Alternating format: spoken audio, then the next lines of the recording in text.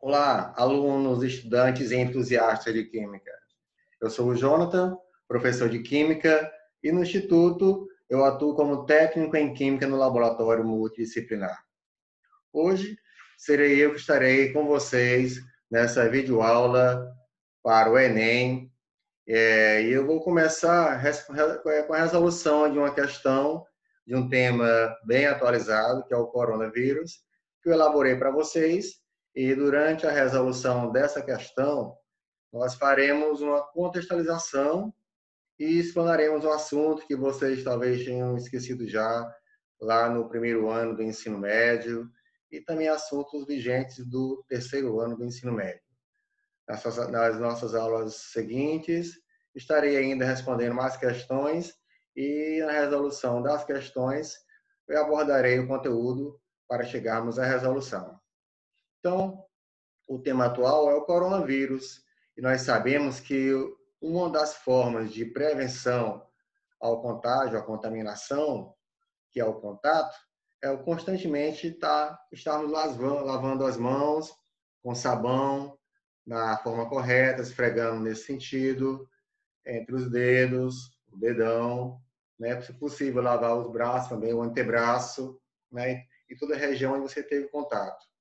Uma forma mais eficiente é a lavagem. Caso não haja o sabão, para você executar uma lavagem razoável, aí você faz uso do álcool gel ou do gel também, né? O gel higienizante, todos eles sempre a 70%, nem abaixo de 70%, nem acima de 70%. Já foi constatado que abaixo de 70%, abaixo de 60%, se não me engano, 66%, até 67% ainda vai.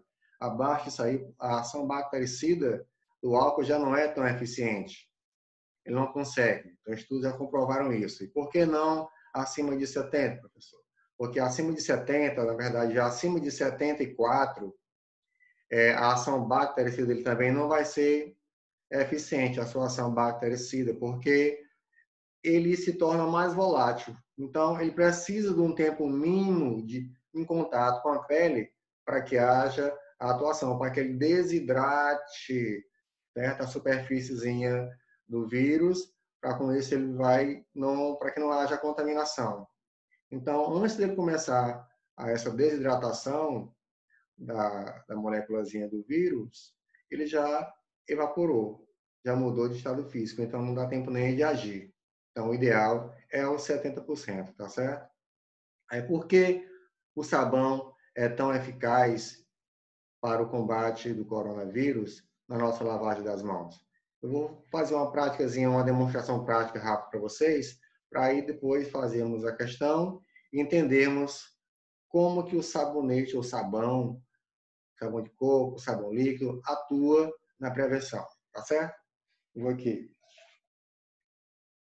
Um copo de vidro comum. Não é álcool, é água.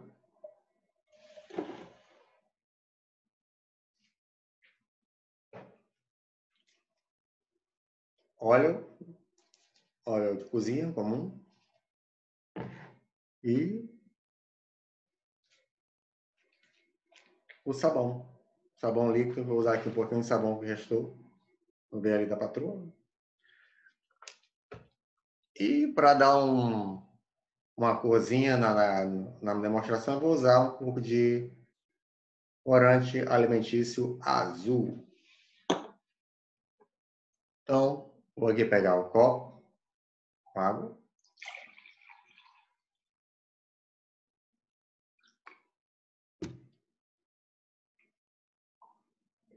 É água.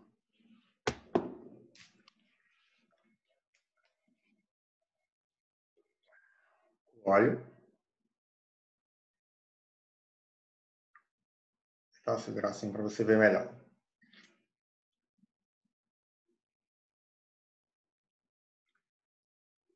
Uma amadinha de óleo. Eu não tenho uma colher aqui, mas eu vou usar aqui a seringazinha. Mesmo. Mexe aí, para ver se mistura. E como um redemoinhozinho ali embaixo, mas não se misturou. Que coisa. Então, vou aqui colocar o sabão. Melhor. Só um minutinho. Vamos tentar colocar o corante para ver o que é que acontece.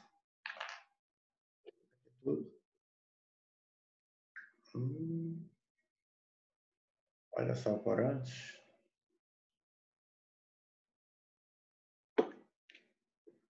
Vamos colocando o sabão.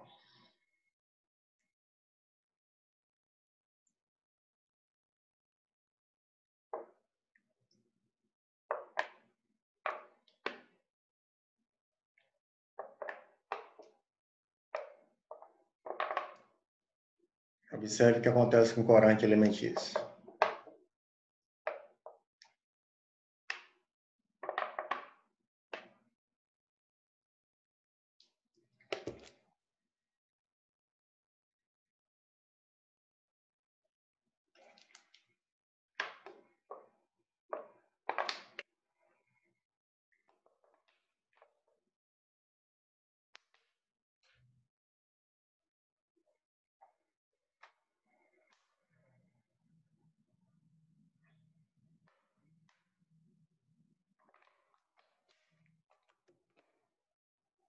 Veja aí, ó. As bolhazinhas de óleo indo para o fundo. Vou colocar, olha que legal. Ficando no fundo do copo. Não sei se dá para você enxergar daí. Elas vão ficando aqui no fundo do copo. Legal. Vamos botar mais. De sabão. Vai acontecer se eu mexer um pouquinho aqui.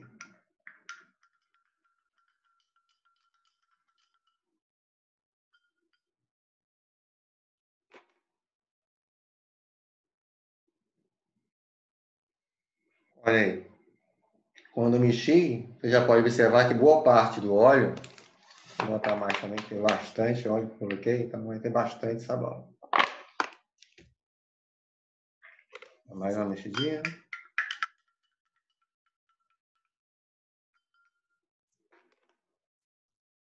Olha só. Se homogeneizando. Boa parte do óleo já se homogeneizou na água. Conseguem ver? Já se homogeneizou na água. Então, essa é a açãozinha do sabão.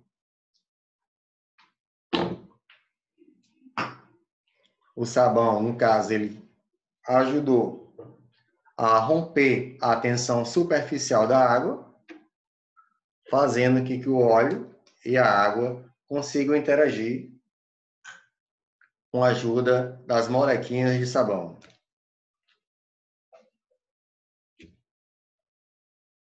Então, essa foi uma demonstraçãozinha prática para a gente entender na prática o que acontece quando a gente coloca a água, o óleo, e como é que o óleo, que basicamente não se mistura com a água, porque devido à diferença dos tipos de ligações, os óleos são moléculas apolares, a água é uma molécula polar, a água de maior densidade do que o óleo de maior densidade, de menor densidade, ele fica em cima. Quando eu coloco o sabão ele rompe essa barreira, essa tensão superficial que existe, essa barreira entre água e óleo, e faz com que eles se tornem miscíveis de maneira total ou parcial. Isso depende muito até da concentração da solução que você tem. Eu fiz de maneira quantitativa aqui no olho, né? E também depende da quantidade de óleo que você vai colocar, das proporções de cada um que você tem. A pergunta, onde é que entra a questão do coronavírus, essa sua demonstração da água, do óleo e o sabão? Vou mostrar a questão da atuação da água.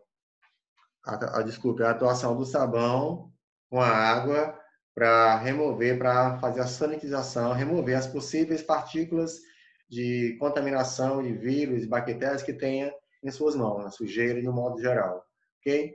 Então vamos lá para a resolução da nossa questão que eu elaborei para vocês. Vou aqui fazer o compartilhamento de tela. Só um minuto.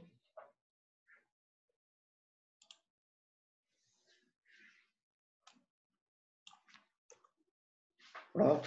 Opa, o assunto não era propriedades coligativas, mas já foi.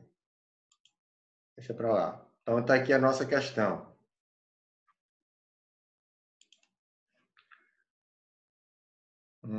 Só um minutinho.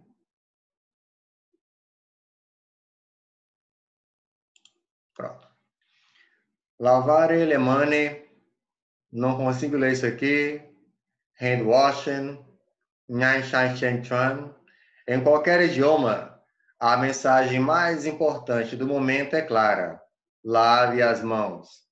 Não importa quão avançada esteja a ciência no século XXI, a principal arma durante a pandemia de coronavírus é a antiga tecnologia de combinar sabão e água.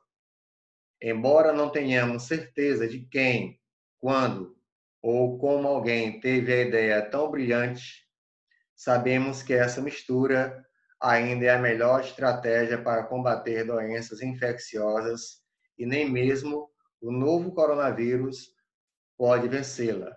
Mas por que essa combinação funciona tão bem? Pessoal, na verdade, eu não me recordo no nome do médico, infectologista, ele foi que faz muitos anos, foi no século passado, sobre a questão da lavagem de mão, mas tem o nome do médico que criou os procedimentos para lavagem de mão, tá certo? Então, mas por que essa combinação funciona tão bem? Aqui um texto que eu retirei da BBC, de um artigozinho da BBC, e aí nós temos as alternativas. O sabão funciona também porque o sabão possui propriedades lipofílicas, porque o sabão possui propriedades lipofóbicas, porque o sabão possui propriedades hidrofílicas, porque o sabão possui propriedades hidrofóbicas, ou porque o sabão possui propriedades anfifílicas. Então, antes de irmos direto para a alternativa, qual é a alternativa correta, vamos fazer uma introdução nos conteúdos, vamos fazer um flashback de conteúdos lá do primeiro ano do ensino médio, até chegarmos aqui dentro da explicação. Vocês vão se identificando. Se vocês sentirem dificuldade no decorrer dessa aula, coloquem o likezinho lá, apertem o sininho, se inscrevam no canal, que semanalmente eu estou postando vídeos no meu canal no YouTube, Prof. Química. Bote lá meu nome, Jonathan Gonçalves da Silva, aparece o canalzinho. E aqui com vocês, no nosso sitezinho, no nosso Instagram do Instituto Federal Campus Codó. Ok?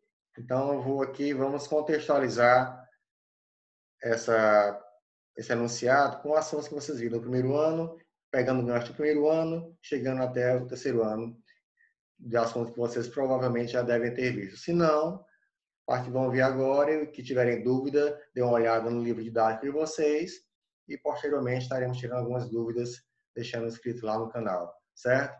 Não esqueçam de deixar o like lá e vamos adiante.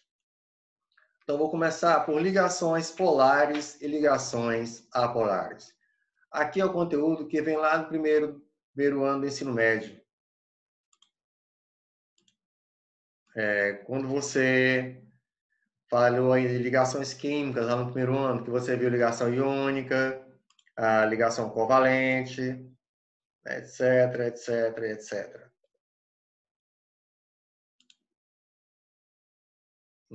Só um minuto.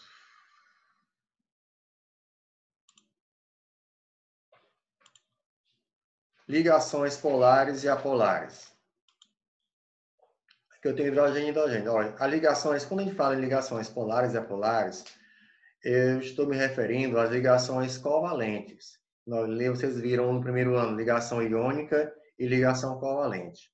As ligações iônicas elas ocorrem com a transferência definitiva de elétrons de um elemento com tendência a perder esses elétrons, os elementos mais eletropositivos, com os elementos mais eletronegativos, que têm tendência a receber elétrons.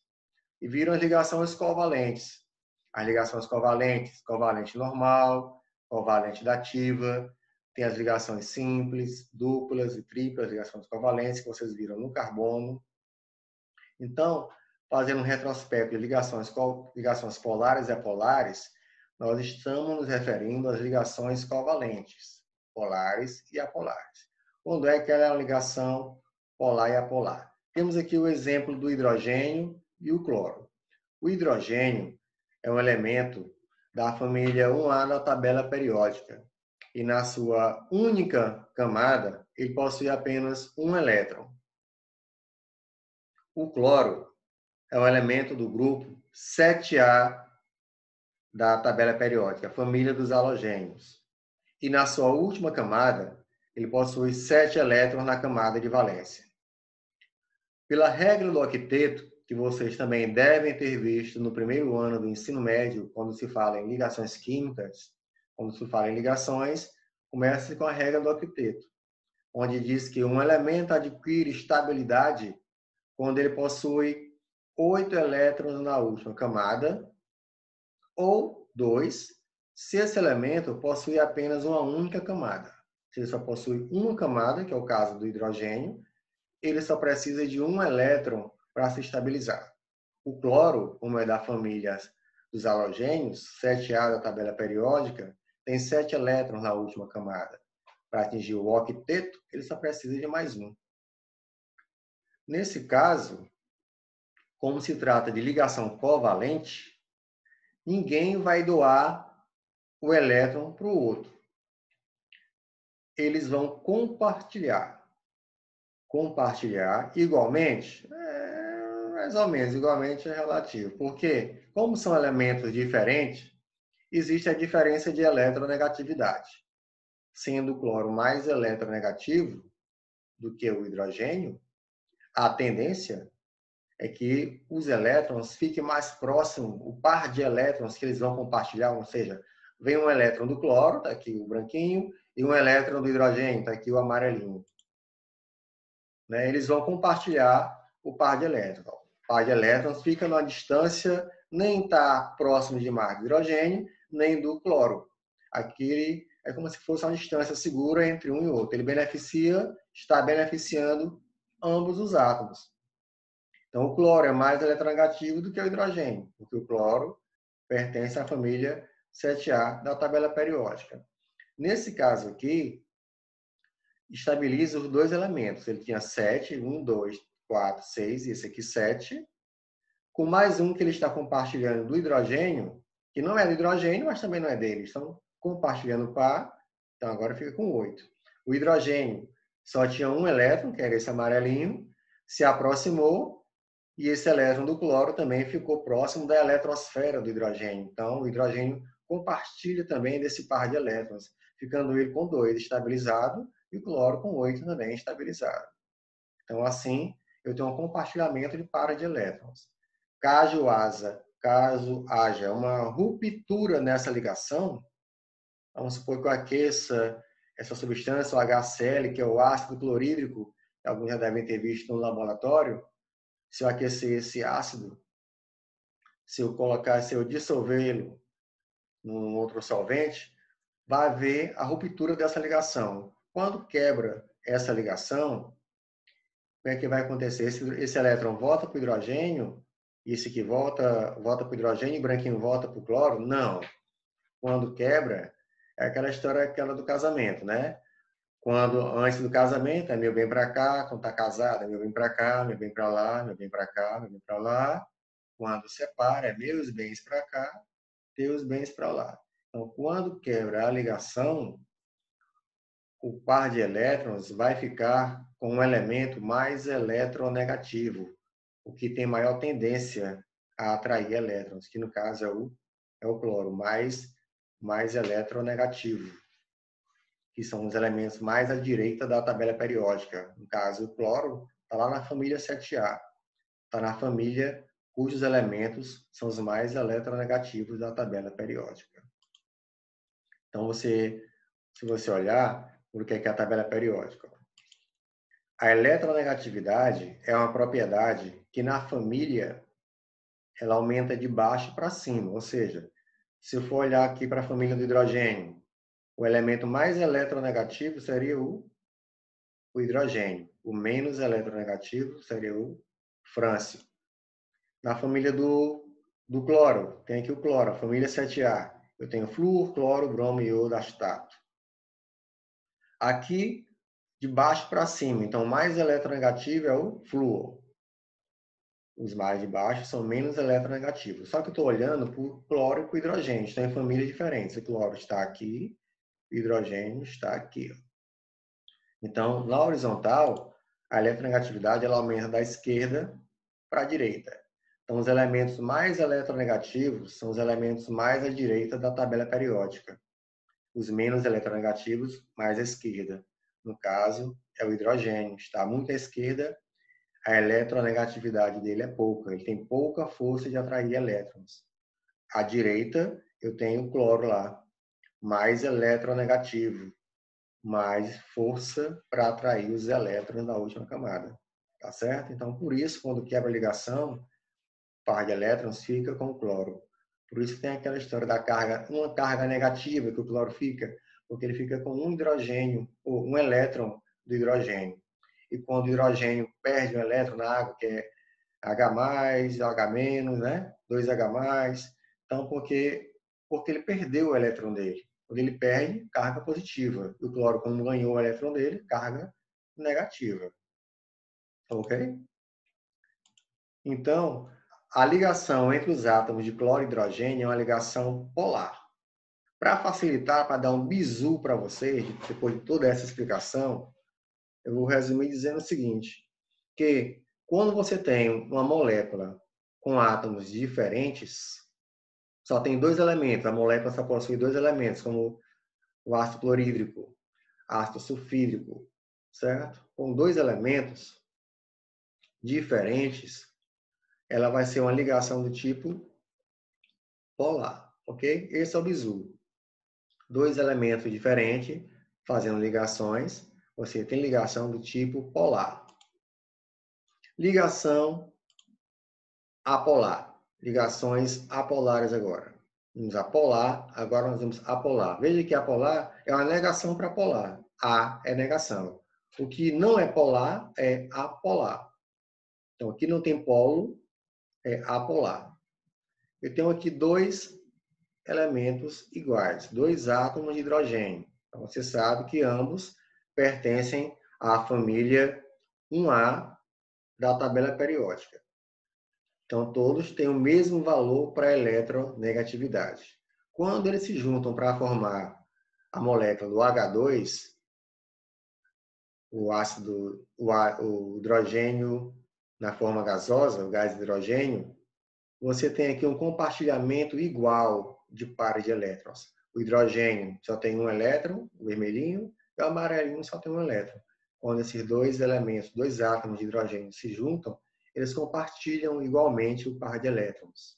Então aqui, os dois átomos possuem a mesma eletronegatividade. Nenhum puxa para mais, nem para menos. A força exercida na última camada, ou na única camada que eles possuem sobre esses elétrons, é a mesma força de atração. Tá ok? Por isso, os dois átomos possuem a mesma energia de eletronegatividade. O bizu, átomos idênticos, a molécula é apolar. Entre átomos iguais, é apolar. Entre átomos diferentes, é polar. Iguais, apolar. Ok? Então, vamos para diante. Molécula de água agora. Aqui eu já tenho dois elementos, mas são três átomos. Dois de hidrogênio e um de oxigênio. Tenho aqui o oxigênio. O oxigênio, para quem não lembra, ele pertence à família 6A da tabela periódica, o grupo 16. O hidrogênio, como vocês já o conhecem, é da família 1A da tabela periódica. Então, molécula de água. Dois hidrogênios ligados ao oxigênio. Como o oxigênio é da família 6A, lembre que ele tem 6 elétrons na última camada. Aqui, questão dos vetores. Por que a setinha? Só botar aqui. Vide a setinha, ó, no sentido para cá, do oxigênio. Família 6A, mais à direita. Família 1A, mais à esquerda da tabela. Ou seja, o oxigênio mais eletronegativo atrai os elétrons. Atrai os elétrons. Então, quando forma essa molécula de água, existe um outro vetor. Esse aqui. E quem é responsável por esse outro vetor? Ou seja, os vetores se anulam. Então, aqui, ó, a resultante das forças vai ser diferente de zero, perdão. Já que são elementos diferentes, eletronegatividade diferente de zero. Eu quero lembrar vocês a respeito da polaridade da molécula. Aqui nós temos que a molécula é polar. Polar, quando a resultante das forças é diferente de zero. Mas eu vou ser mais objetivo para vocês explicar a questão da polaridade dessa molécula. O oxigênio tem 6 elétrons na última camada, que é da família 6A. Destes 6, 2 deles estão fazendo ligações covalentes com o hidrogênio. Esse elétron fazendo ligação com o hidrogênio, esse outro elétron com o hidrogênio. Então, sobram pares de elétrons no oxigênio. Sobra 2, ou seja, um par de elétrons aqui, sem fazer nada, sem se ligar. Em cima, eu tenho também um par de elétrons sem formar ligação. Pares de elétrons sobrando. Dica que eu dou para vocês. Quando o átomo central da molécula tiver pares de elétrons sobrando, você vai ter uma molécula polar. Ou seja, a soma dos vetores resultantes vai ser diferente de zero. As forças não se anulam. Por quê? Porque você vai ter valores de eletronegatividades diferentes. Então, lembrem, procurem identificar o átomo central. Como é, professor, que eu vou saber se ele tem elétrons sobrando ou não? Verificando a posição dele na tabela periódica e quantas ligações ele está fazendo. O oxigênio é da família 6A. Então, ele tem 6 elétrons. Ele precisa completar o octeto. Se ele tem 6, para completar 8, ele precisa de 2 ligações. Então, tá aqui, ó, 1, 2. Só fez 2, só usou 2 elétrons. Então, sobrou 4 elétrons, ou seja, 2 pares. Sobrou pares, de elétrons, molécula polar. O oxigênio, família 6A.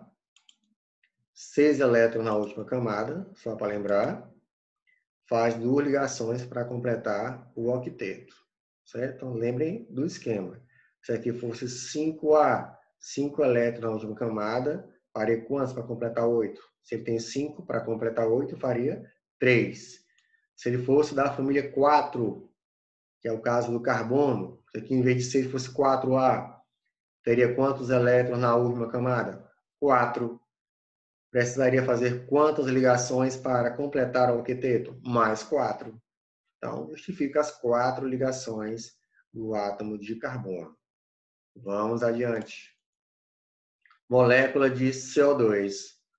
Carbono e 2 átomos de oxigênio. Tá aqui. Carbono. Vocês conhecem a ligação dupla, certo? Então, o carbono como átomo central, ligado a 2 átomos de oxigênio. Essa é a fórmula estrutural plana da molécula de CO2. Como determinar a polaridade? Essa molécula é polar ou ela é apolar? Vejam, são 3 elementos aqui. Como eu pedi a vocês que verificassem, analisassem o átomo central da molécula. Verificassem a que família da tabela periódica esse elemento pertence. E de acordo com a família, você é capaz de deduzir quantos elétrons ele possui na última camada. Então, o carbono é da família 4 da tabela periódica. Família 4A. Se ele é da família 4A, na última camada, ele tem 4 elétrons na última camada. Se ele tem 4, para completar o octeto, ele precisa de mais 4 elétrons na última camada. Então, se ele tem 4 elétrons, que estariam aqui, ó, 1, 2, 3, 4, próximos a ele. Ele faz mais 4 ligações, compartilhando elétrons do oxigênio. 2 elétrons desse oxigênio e compartilha 2 elétrons desse oxigênio. Então, esse carbono está fazendo 4 ligações, porque ele já tinha 4 elétrons na sua última camada. Então, ele está usando todos os seus elétrons da última camada. Sobrou algum? Não. Se ele é da família 4A, tem 4 elétrons e fez 4 ligações, então não sobrou nenhum elétron. Então, quando no átomo central não sobra pares de elétrons, você tem uma molécula apolar. Nesse caso aqui, a soma dos vetores resultantes vai ser igual a zero. Por quê? Os átomos da extremidade são o oxigênio, o mesmo valor, se são iguais, tem o mesmo valor para a eletronegatividade, ou seja, é como se eles estivessem puxando esses elétrons do carbono com a mesma intensidade, tanto para o lado direito como para o lado esquerdo. É como um cabo de guerra puxando para cá e para lá com a mesma força. O vetor resultante vai ser o quê? Nulo. Força de mesma intensidade, mesma direção e sentidos opostos. A resultante das forças é nula. Então, tem uma molécula apolar. Então, qual é a característica para você memorizar, lembrar e voltar a estudar? Molécula apolar. A soma dos vetores resultantes é nula e, olhando a molécula, não sobra pares de elétrons no átomo central. Ok? Então, a molécula CO2 é apolar, definitivamente. Vamos à fabricação do sabão. Quem foi que já fez sabão em casa? Acredito que alguns já tenham feito, ou conhece quem fez, ou quem faz sabão em casa. A fabricação do sabão é uma reação que representa a hidrólise alcalina de um óleo ou de uma gordura. Hidrólise. Lise quer dizer quebra. Hidro, água. Então, é quebra com água. A hidrólise alcalina, ou seja, vai ter um composto de meio básico de um óleo. Então, a água é meio básico, você coloca o óleo e vai haver a quebra dessa ligação no óleo ou de uma gordura. Uma substância alcalina é uma substância básica, ou seja, tem que ser uma base forte. E normalmente se utiliza para sabão caseiro, a base forte é o hidróxido de sódio, ou mais conhecido como a soda cáustica. Então aqui você tem o glicerídeo, você tem o seu óleo, triglicerídeos, mais soda cáustica, está aqui o NaOH, que é o hidróxido de sódio, sob aquecimento. Essa torrezinha aqui é um aquecimento, né, em água. Então, o glicerídeo, o óleo, você pega o óleo que já é utilizado na fritura em meio aquoso, com hidróxido de sódio, que é a soda cáustica, sobreaquecimento, vai mexendo, mexendo, até ele virar uma pasta. Até ele se tornar aqui, ó, o sabão e glicerina ou glicerol.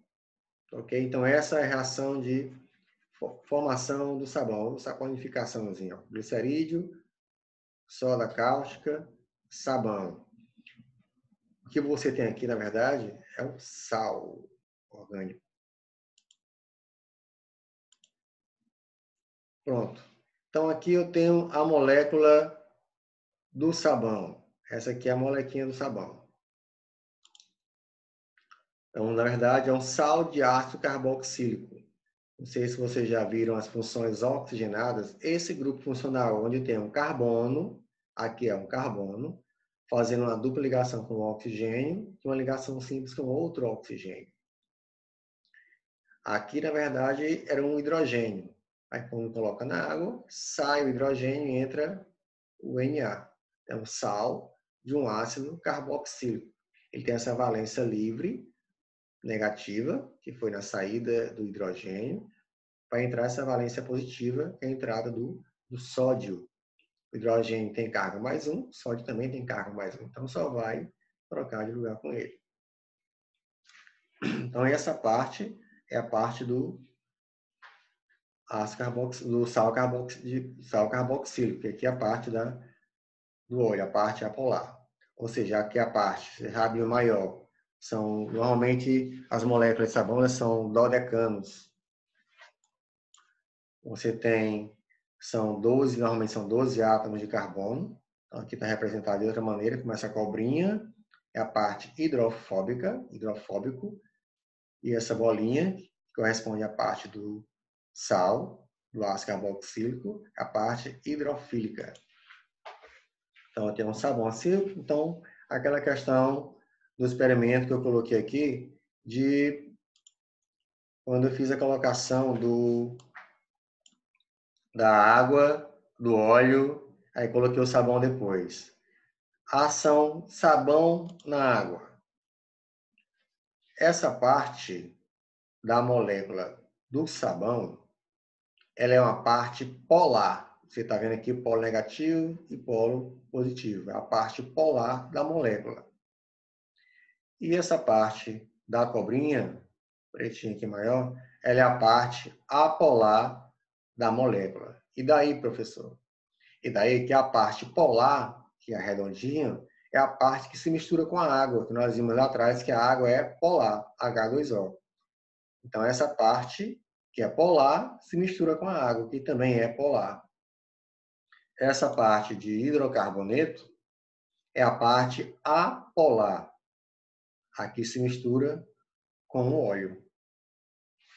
Então, uma se mistura com a água e outra se mistura com o óleo. Então, quando eu coloco o sabão, e uma parte da molécula vai se agarrar às molequinhas de água e a outra se agarrar às molequinhas do óleo. Se eu tiver só o sabão e a água, você veja aqui, ó, sabão, a cabecinha do sabão, a parte polar aqui é a água, né, azulzinho, ó, as interações favorecidas, de cabeça para baixo. Essa parte polar interage com a água. Quando você tem apenas água e sabão que interage com a água, é a parte polar da molécula do sabão. A parte aqui, onde tem o sal do ácido carboxílico. Essa parte, que é o rabinho da cobrinha, que fica para cima, ela é a parte apolar, onde só tem hidrocarboneto, carbono e hidrogênio.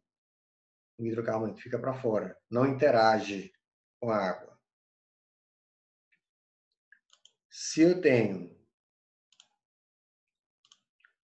água mais o óleo, com óleo, quem é que vai interagir do sabão? É a parte hidrofóbica. Essa parte do rabinho dela, ó. E veja que está para baixo. Está interagindo com o óleo, que é a parte hidrofóbica, que é a parte apolar. Interage com o óleo, que também é apolar. Veja que a parte redondinha, que é a parte hidrofílica, que é a parte polar, ela fica para fora.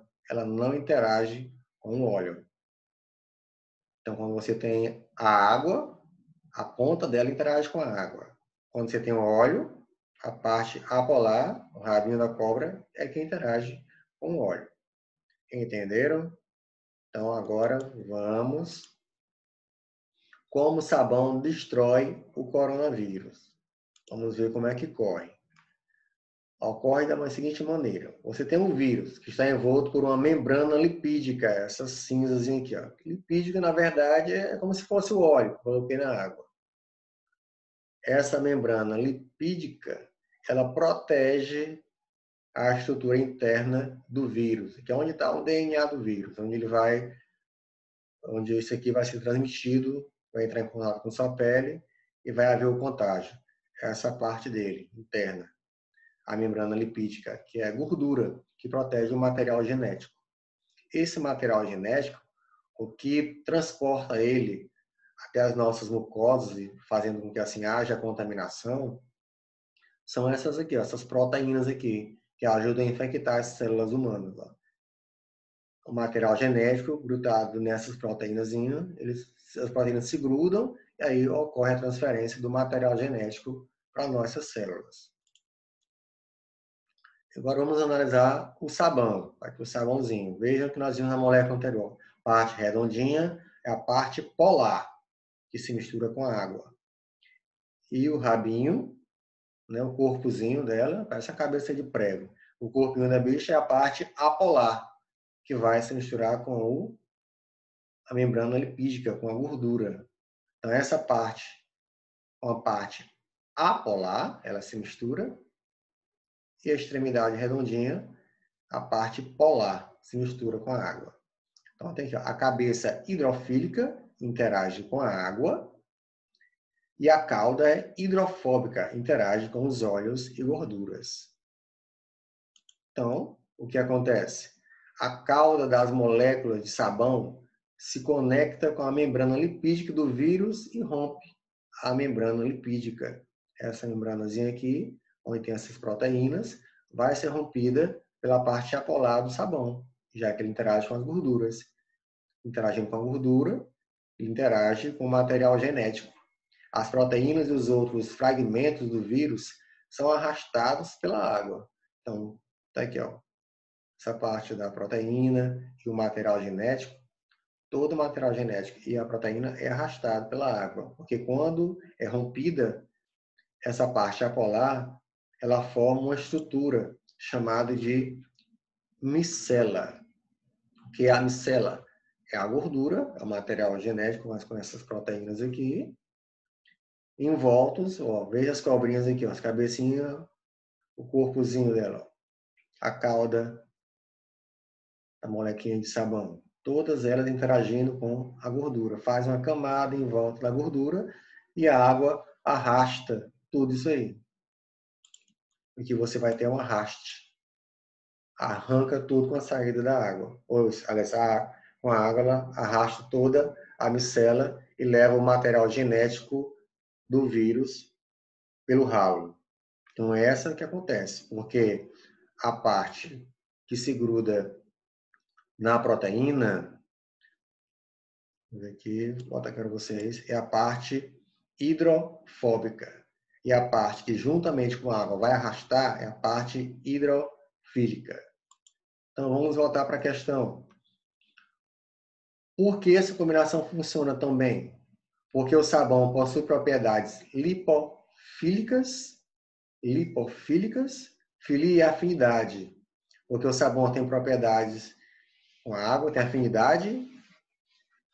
Tem, mas não só com a água. O sabão tem afinidade pela água e com o óleo, né? Com as proteínas, com as gorduras.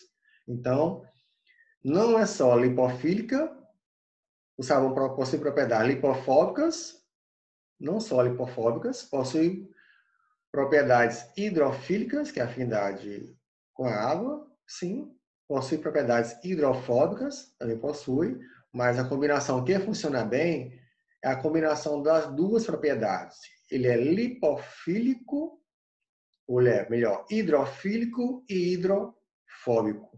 Ou seja, tem afinidade tanto pela parte polar como a parte apolar. E a afinidade pelas duas partes, hidrofílico e hidrofóbico, é o que a gente chama de anfifílicas. Tem dupla afinidade. Tanto interage com a parte polar, como interage com a parte apolar da molécula. Então, aí, como resposta, nós temos a letra E. Ok? Então, deixa eu voltar aqui com vocês.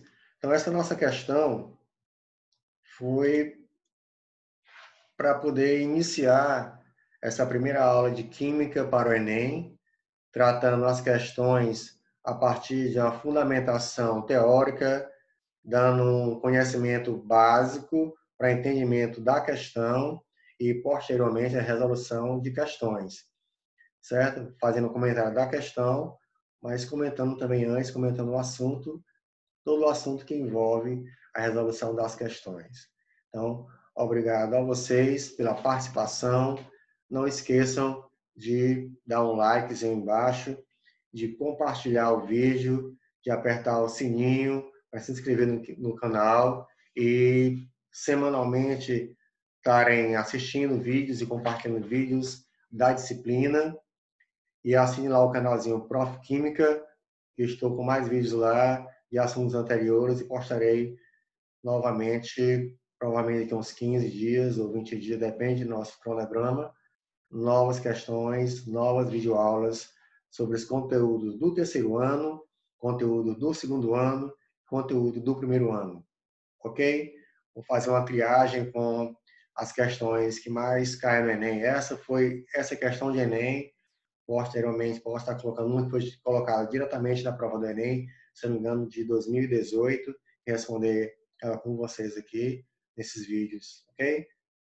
Então, um grande abraço a vocês, fiquem com Deus, lave as mãos, hashtag fique em casa se puder, se não puder, saia sempre de máscara, evite as aglomerações, porque a gente pensa que é uma doença invisível, e a gente só vai se dar conta do quão perigosa é e do quão vulnerável nós estamos quando ela bate à nossa porta.